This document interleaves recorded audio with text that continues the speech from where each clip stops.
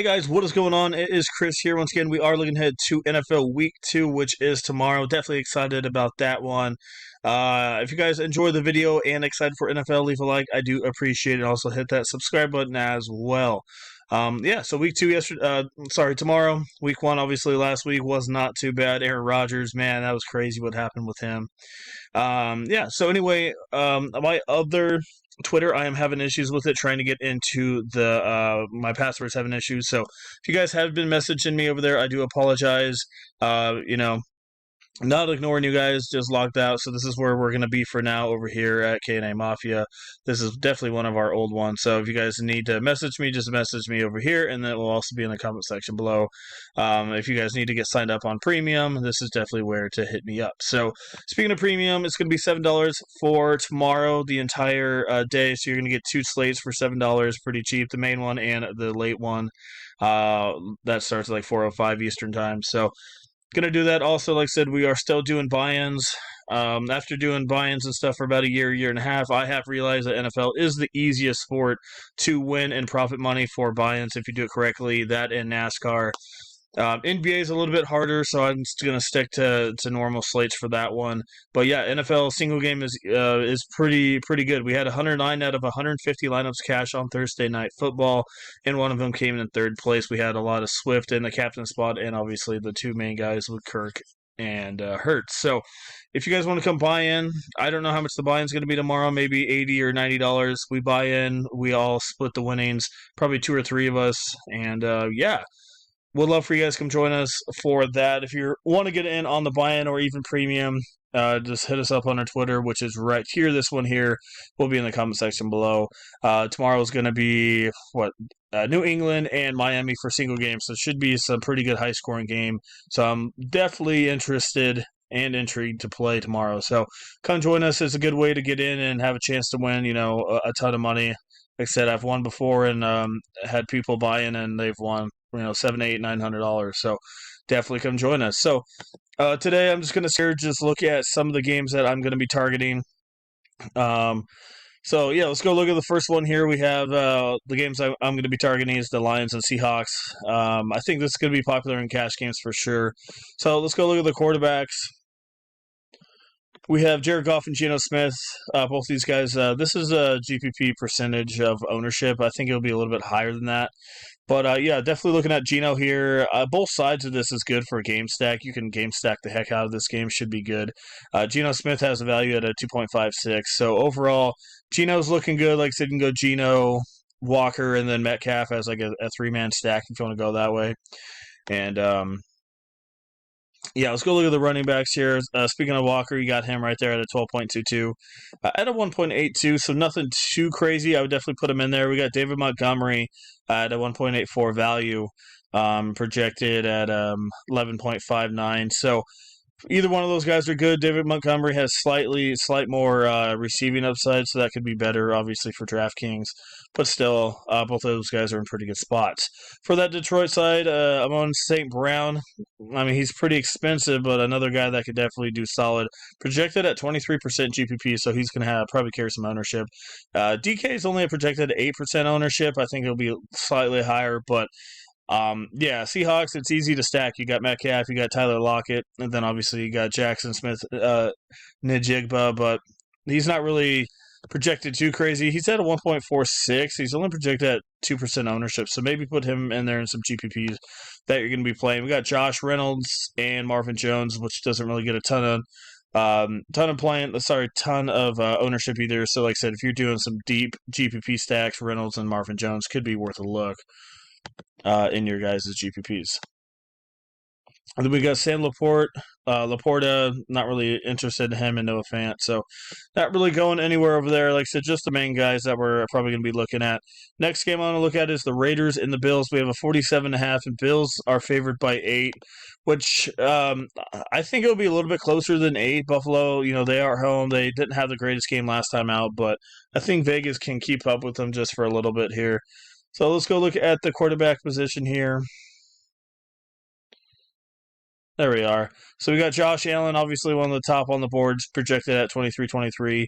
And then way down here, you got Jimmy G at 15. I'm not really massive on Jimmy in this one. He'll probably get 230, 240 passing yards, but I'm probably going to be looking at Jacobs. I just like him here. He's projected at 22% ownership, so a lot of people are going to have him at 7.5. He's at 15.7, a little bit cheaper than the other guys over here. And then obviously the other guy to be looking at is Devontae Adams if you're going to be doing a Raider stack. Projected at 14.19. Diggs and Adams both have pretty high GPP ownership with a 30.52 and a 30.3. So both of them are in play. Like I said, it's a very high game total. Gabe Davis only projected at 2% ownership, so don't mind him and a couple GPPs. And Hunter Renfrow as well, as we know, another guy that can go get you a touchdown at sometimes. We got Dawson Knox, Dalton Kincaid, Austin Hooper. Not really a fan of these guys. Maybe Knox gets in the end zone, but I'm not really going to put all my money on him. So yeah, like I said, I probably wouldn't like team stack. I probably game stack that one a lot more. Probably have 3 or 4 of those guys in there, and also a couple Bills, the running back over there as well for Buffalo. Moving on, we got Ravens and Bengals at 46.5, and the Bengals by 3. So I think Joe Burrow is going to carry a ton of ownership here. He did not look that great in his first time out, but taking on Baltimore, looks like they give up a little bit of passing yards to C.J. Stroud, and he didn't even do that good. He only gave up like 210 or 215, but obviously Joe Burrow is slightly better than C.J. And yeah, as you see here, he's at 7.4, has a 2.73 value. So yeah, like Burrow and Jackson, both these guys are in some very solid spots. I give the slight upside to Joe Burrow here just because he can throw a little bit more touchdowns. And then you got Joe Mixon, Gus Edwards, maybe Mixon in this one if you want to go that way against Baltimore. But I think this should be more of a wide receiver tight end kind of game. So get Jamar Chase up there. Projected high in ownership. T. Higgins, both those guys are in solid spots. Zay Flowers, I think it says he's at 2%. I think he'll be a little higher than that. Had a pretty good game last time out. Odell Beckham was talking him up quite a bit before the season started. But yeah, you look at Zay Flowers, Bateman, maybe like I said, with these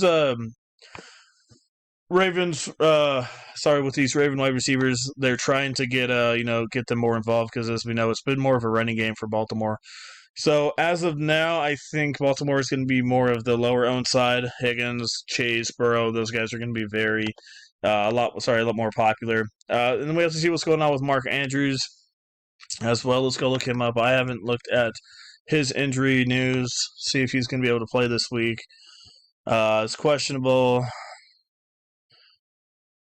So it says he appears to be on the positive side. Yeah, full participant. So yeah, if Mark Andrews plays, I think you got to put him in there. He's going to be the main guy over there, and that gives a little bit of boost for obviously for Jackson. Let's go look at the Jaguars and the Chiefs. We got a 51.5 and Chiefs by 3.5. So it looks like Kelsey should be back, and Jones should be back as well in this one. Like I said, as of now, that's what it's looking like. So that's going to definitely help out. Patrick Mahomes for sure. Kansas City and Jacksonville. Let's go look at it. Someone's getting another game stack here you can be looking at. Like I said, Mahomes and Trevor Lawrence, both those guys in solid spots. I give it to Pat on this slate. No, I think there's a lot of other guys that are cheaper that can do just as good as Pat Mahomes. But if you're game stacking, you got to be looking at Mahomes for sure. Running backs, Travis Etienne. I think that's how you said. I don't know. Isaiah Pacheco at 10.32, not bad at $5,700. Maybe he gets in the end zone. It's just going to be iffy with him because, if Kelsey's coming back, it's just going to be crazy. You got Calvin Ridley, Zay Jones, Christian Kirk. You got a lot of really good guys down there. Obviously, Ridley's going to carry a lot of the ownership, but if you're doing a stack, Zay Jones and Kirk could definitely get in there. Tony as well, another guy that you could look at maybe in some GPPs. With Kelsey coming back, that hurts Tony, but I could see Tony getting a big catch maybe. Speaking of Kelsey, there he is at a 14.177 if you want to spend up for him. Ingram's not too bad either. Definitely more upside with Kelsey and obviously the better football player. Let's go see what else we're looking at here. We got Rams and Niners at a 45. That should be a good one as well. Let's go look at that one really quickly. If I can find it. There we are, San Francisco and the Rams. All right, so San Francisco should have won this one. We saw them last week in Pittsburgh. They kicked pretty good, but Brock Purdy only at 7,100. Got to put him in there in a couple. Like I said, very very cheap at 71. He's not really the biggest upside guy, but still, that's not too bad. Christian McCaffrey more of a DraftKings play, but in a very very solid spot here. And then moving on here with San Francisco, we got Brandon Ayuk, Debo Samuel. We have to see what's going on with the wide receivers over here with the Rams. Let's go see. Look at Puka.